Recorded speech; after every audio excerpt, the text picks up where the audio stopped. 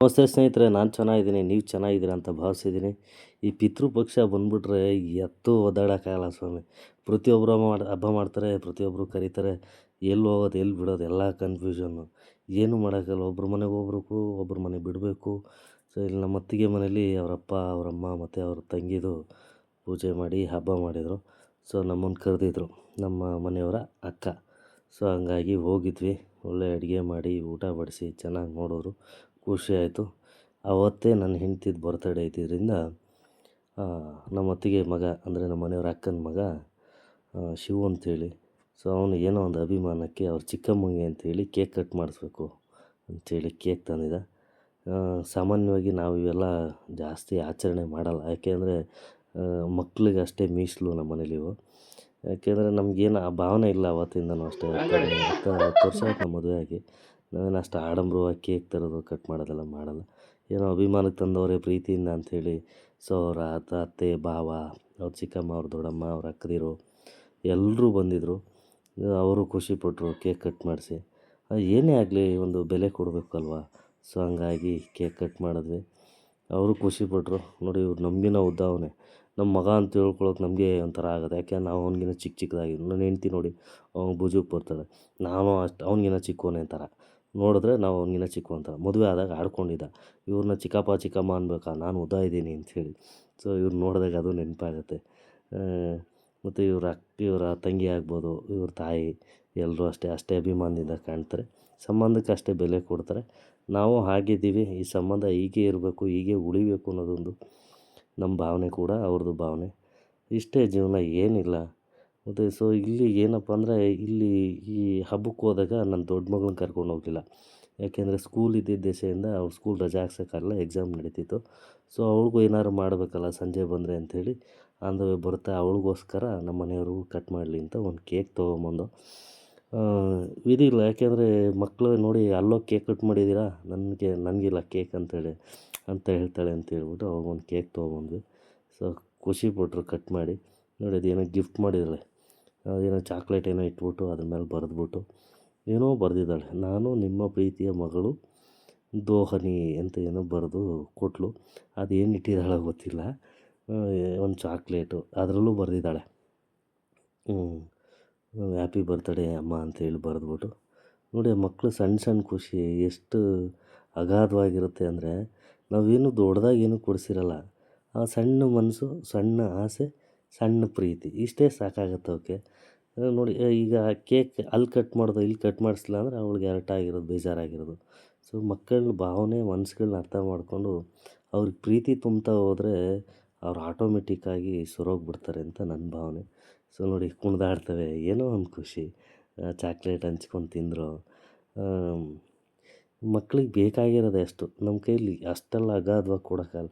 ಅಪಾರ ಬೇಡ ಉಪಹಾರ, ಎಷ್ಟಾಗುತ್ತೋ ಅಷ್ಟು ಮಾಡ್ಕೊಂಡು ಹೋಗಬೇಕು. ಸೊ ಎಲ್ಲ ಕೇಕೆಲ್ಲ ಕಟ್ ಮಾಡಿ ಊಟ ಮಾಡಿ ಮಲ್ಕೊಂಡ್ವಿ. ಸೊ ನಾನು ಬೆಳಗ್ಗೆ ಎದ್ದು ಮತ್ತೆ ಬಂದಿದ್ದು ಶಿವಗಂಗೆನಲ್ಲಿರೋ ಸ್ನೇಹ ಹೇರ್ ಡ್ರೆಸ್ಸಸ್ ಅಂಥೇಳಿ. ಇದು ಮಾವ ಭಾಮ ಇದು ಇಬ್ಬರು ಸೇರ್ಕೊಂಡು ನಡೆಸ್ತಾರೆ. ವ್ಯಕ್ತಿ ಮುರಳಿ ಅಂಥೇಳಿ ತುಂಬ ಒಳ್ಳೆಯ ಹುಡುಗ. ಎಲ್ರೂ ಅಷ್ಟೇ ಚೆನ್ನಾಗಿ ಮಾತಾಡಿಸ್ತಾನೆ, ಅಷ್ಟೇ ಫ್ರೆಂಡ್ಲಿಯಾಗಿ ಮಾತಾಡಿಸ್ತಾನೆ. ಮತ್ತು ಕುಲ ಕಸುಬು, ಕೈ ಕಸುಬು ಇದೆಲ್ಲ ಸಖತ್ತಾಗಿದೆ ಈ ಮನುಷ್ಯನಿಗೆ. ಯಾವುದೇ ದೊಡ್ಡ ಸಲೂನ್ಗೆ ಹೋದ್ರೂ ಮಾಡದೇ ಇರೋ ಕೆಲಸ ಇವನು ತಿಮ್ಮನ ಬೊಮ್ಮನ ಮಾಡ್ತಾನೆ. ನೋಡಿ ನಾನು ತಿಮ್ಮನ ಥರ ಇದ್ದೀನಿ, ಇನ್ನು 10 ನಿಮಿಷ ಬಿಟ್ಟರೆ ಬೊಮ್ಮನ ಥರ ಮಾಡ್ತಾರೆ. ನನ್ನ ಮದುವೆಲೂ ಸಹ ಈ ವ್ಯಕ್ತಿನೇ ನನಗೆ ಇದನ್ನೆಲ್ಲ ಮಾಡಿದ್ದು, ಫೇಸ್ ವಾಶು ಎಲ್ಲ ಮಾಡಿದರು. ತುಂಬ ಒಳ್ಳೆ ಕೈ ಚಳಕ ಇದೆ. ಇವ್ರ ತಂದೆ ತೀರೋದ್ಮೇಲೆ ಅದೇ ಕಸುಬು ಉಳಿಸ್ಕೊಂಡು ಹೋಗಿ ಚೆನ್ನಾಗಿ ವೃತ್ತಿ ಮುಂದುವರಿಸ್ತಾ ಇದ್ದಾನೆ. ಅವ್ನಿಗೆ ಒಳ್ಳೇದಾಗಲಿ. ಮುರಳಿ ಅಂದರೆ ಶಿವಗಂಗೆಯಲ್ಲಿ ಕಟಿಂಗ್ ಶಾಪ್ ಅಂದರೆ ಫೇಮಸ್, ಅಂದರೆ ಸಲೂನ್ ಇಟ್ಕೊಂಡಿದ್ದಾನೆ. ಒಳ್ಳೆ ಹುಡುಗ, ಒಳ್ಳೇದಾಗಬೇಕು ಅವನಿಗೂ ಸಹ. ಮತ್ತು ಅವ್ನಿಗೆ ಯಾವಾಗ ಮಾತಾಡಿಸಿದ್ರು ಹೆಮ್ಮೆಯಿಂದ ಇರ್ತಾನೆ, ಖುಷಿಯಾಗಿರ್ತಾನೆ. ಅವನು ರೂಢಾಗಿದ್ದಿದ್ದು, ಬೇಜಾರಲ್ಲಿದ್ದಿದ್ದು ನಾನು ನೋಡೇ ಇಲ್ಲ ಬಿಡಿ. ಅದು ಏನು ಆ್ಯಟಿಟ್ಯೂಡು ಆ ಹುಡುಗನಿಗೆ. ಬಟ್ ಏನೇ ಆಗಿ ಸಣ್ಣ ವಯಸ್ಸಿಗೆ ಅವನು ಎಲ್ಲ ಕಳ್ಕೊಂಡ್ರು ಎಲ್ಲ ಜವಾಬ್ದಾರಿ ಹೊತ್ಕೊಂಡು ಇವತ್ತೊಂದು ಸ್ವಂತ ಮನೆ ಕಟ್ಕೊಂಡಿದ್ದಾನೆ. ಮದುವೆ ಒಂದು ಆಗ್ಬೇಕು ಪುಣ್ಯಾತ್ಮ, ಅದು ಆಗಲಿ. ಭಗವಂತ ಅವನಿಗೆ ಗಂಗಾಧರೇಶ್ವರ ಹೊನ್ನದೇವಿ ಮದುವೆ ಆಗೋಕ್ಕೆ ಒಂದು ದಾರಿ ಕೊಟ್ಟು ಅವನ ಬದುಕು ಚೆನ್ನಾಗಿರಲಿ. ಸಣ್ಣ ವಯಸ್ಸಿಗೆ ಜವಾಬ್ದಾರಿ ಹೊತ್ಕೊಳ್ಳೋದಿದೆಯಲ್ಲ, ಇದು ಭಾಳ ಕಷ್ಟ ಇದೆ. ಈ ವ್ಯಕ್ತಿ ಪಾಪ ಸಣ್ಣ ವಯಸ್ಸಿಗೆ ಅಷ್ಟು ಜವಾಬ್ದಾರಿ ಹೊತ್ಕೊಂಡು ಒಂದು ಅಂಗಡಿ ನೆನೆಸ್ಕೊಂಡು ಬಂದೋರು ಹೋದೋರ್ನೆಲ್ಲ ಚೆನ್ನಾಗಿ ಮಾತಾಡಿಸಿ ಫ್ರೆಂಡ್ಲಿ ಆಗಿರ್ತಾನೆ. ಅವ್ನಿಗೊಂದು ಥ್ಯಾಂಕ್ಸ್ ಹೇಳಿ ಮತ್ತು ಮನೆಗೆ ಬಂದು ನಾನು ಸ್ನಾನ ಮಾಡಿ ಹೊಲ್ದ ಹತ್ರ ಕೆಲ್ಸಕ್ಕೆ ಹೋದೆ.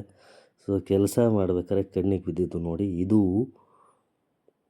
ಗಾನ್ಕೆ ಗಿಡ ಅಂದರೆ ಕೆಂಪು ಗಾನ್ಕೆ ಇದು. ಅಂದರೆ ಇದು ಬಾಣಂತಿಯರಿಗೆ ಸಾಂಬಾರು ಮಾಡಿಕೊಡ್ತಾರೆ. ಇದ್ರದ್ದು ಸೊಪ್ಪೆಲ್ಲ ಹಾಕ್ಬಿಟ್ಟು ಮಶಪ್ ಜೊತೆ, ಅಂದರೆ ಶಾಖಕ್ಕೆ ಇದು ಒಳ್ಳೆಯದು ಅಂಥೇಳಿ. ಯಾಕೆಂದರೆ ಬಾಣಂತಿಯರಿಗೆ ತಂಪಾಗಿರೋದು ಕೊಡೋಂಗಿಲ್ಲ, ಶೀತ ಆಗುತ್ತೆ ಅಂಥೇಳಿ. ಸೊ ಇದು ಶಾಖಾಹಾರ ಅನ್ನೋ ಲೆಕ್ಕಾಚಾರಕ್ಕೆ ಇದನ್ನು ಕೊಡ್ತಾರೆ. ತುಂಬ ಆರೋಗ್ಯಕ್ಕೆ ಒಳ್ಳೆಯದು. ಮತ್ತು ಕಣ್ಣಿನ ಹೊಳಪು ಜಾಸ್ತಿ ಆಗುತ್ತಂತೆ ಈ ಗಾನ್ಕೆ ಹಣ್ಣು ತಿಂದರೆ. ಕೆಂಪು ಗಾನ್ಕೆ ಹಣ್ಣು ತಿಂದರೆ, ಹಣ್ಣು ಬಿಟ್ಟಿದ್ವಲ್ಲ ನೋಡೋಣ ನನ್ನ ಮಕ್ಳಿಗೆ ಬೇಕಾಗತ್ತೆ ಅಂಥೇಳಿ ಆ್ಯಕ್ಚುಲಿ ಈ ಗಿಡ ಉಳಿಸಿದ್ದೀನಿ ನಾನು. ತೆಂಗಿನ ಗಿಡದ ಬುಡದಲ್ಲಿ ಇದು ಇರಬೇಕು ಅಂತಲೇ ಉಳಿಸಿದ್ದೀನಿ. ಅವಾಗವಾಗ ನಮ್ಮ ಮನೆಗೆ ಸೊಪ್ಪು ಕಿತ್ಬಿಟ್ಟು ಇದು ಸಾಂಬಾರು ಮಾಡ್ತಿರ್ತಾರೆ. ಇದ್ರ ಜೊತೆ ಇನ್ನೊಂದು ಕಪ್ಪು ಗಾನ್ಕೆ ಗಿಡ ಇದೆ, ಅದು ಅಷ್ಟೇ. ಅದನ್ನು ಸಾಂಬಾರಿಗೆ ಅಷ್ಟಾಗಿ ಬಳಸಲ್ಲ. ಬಟ್ ಕೆಂಪು ಗಾನ್ಕೆ ಗಿಡ ಇದೆಯಲ್ಲ, ಇದು ತುಂಬ ಆಯುರ್ವೇದಿಕ್ ಲೆಕ್ಕಾಚಾರಕ್ಕೂ ಇದೆ ಮತ್ತು ಆರೋಗ್ಯಕ್ಕೂ ಒಳ್ಳೆಯದು. ಇದ್ರ ಹಣ್ಣಂತೂ ಅದು ಕಣ್ಣಿಗೆ ತುಂಬ ಒಳ್ಳೆಯದು ಅಂತ ಹೇಳ್ತಾರೆ ಇದು. ಹಂಗಾಗಿ ಮಶಪ್ ಸಾರಿಗೆ ಅಥವಾ ಸೊಪ್ಪಿನ ಸಾರಲ್ಲಿ ಇದನ್ನು ಬಳಸಿಬಿಟ್ಟು ಊಟ ಮಾಡಿದ್ರೆ ಭಾಳ ಒಳ್ಳೆಯದು. ನೋಡಿ ಎಷ್ಟು ಚೆನ್ನಾಗಿದೆ ಹಣ್ಣುಗಳು ನೋಡಿ. ಮಕ್ಳಿಗೆ ಕೊಡೋಕ್ಕೆ ಅಂತೇಳಿ ಕಿತ್ಕೊಂಡೆ. ಇದಾದಮೇಲೆ ನೋಡಿ, ಇದು ಕಪ್ಪು ಗಾನ್ಕೆ ಗಿಡ. ಅಂದರೆ ಕೆಂಪು ಗಾನ್ಕೆಗಿನ್ನ ಕಪ್ಪು ಗಾನ್ಕೆ ಸ್ವಲ್ಪ ದಪ್ಪ ಇರುತ್ತೆ. ಮತ್ತು ಇದು ಸೊಪ್ಪು ಬಳಸ್ತಾರೆ ಸಾಂಬಾರಿಗೆ. ಬಟ್ ಇದನ್ನು ಹಣ್ಣಿದೆಯಲ್ಲ ನೋಡಿ, ಕಪ್ಪು ಗಾನ್ಕೆ, ಈ ಹಣ್ಣು ತಿಂದರೆ ಕೆಮ್ಮು ಬರುತ್ತೆ ಅಂಥೇಳಿ ಜಾಸ್ತಿ ತಿನ್ನಲ್ಲ. ತಿಂದರೆ ಒಳ್ಳೆಯದು. ಅಂದರೆ ಇದು ಖನಿಜಾಂಶಗಳು ಗಾನ್ಕೆ ಗಿಡದಲ್ಲಿ ಜಾಸ್ತಿ ಇರುತ್ತೆ. ಬಟ್ ಕೆಂಪು ಗಾನ್ಕೆ ಕಣ್ಣಿಗೆ ಒಳ್ಳೆಯದು, ಆರೋಗ್ಯಕ್ಕೆ ಒಳ್ಳೆಯದು.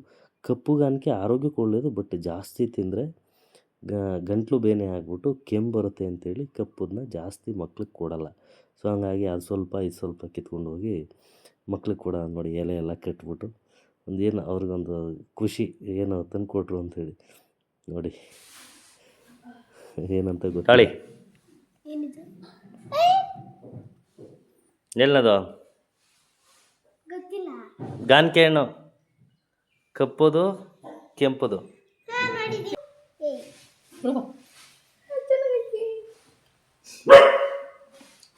ಯಾವ ಸ್ವೀಟ್ ಆಗಿದೆ? ಕೆಂಪುದಾ? ಈ ಕಪ್ಪು ಕೆಂಪು ಗಾನ್ಕೆ ಹಣ್ಣು ಎಲ್ಲಿ ಸಿಕ್ಕೋರು ಬಿಡಬೇಡಿ, ತಿನ್ನಿ, ಆರೋಗ್ಯಕ್ಕೆ ಭಾಳ ಒಳ್ಳೆಯದು. ನಿಮ್ಮವ್ರಿಗೂ ತಿಳಿಸಿ. Thank you. ಇವತ್ತಿನ ಬ್ಲಾಗ್ ಇಷ್ಟು. ಮುಂದಿನ ವಿಡಿಯೋದಲ್ಲಿ ಸಿಗೋಣ. ಧನ್ಯವಾದಗಳು.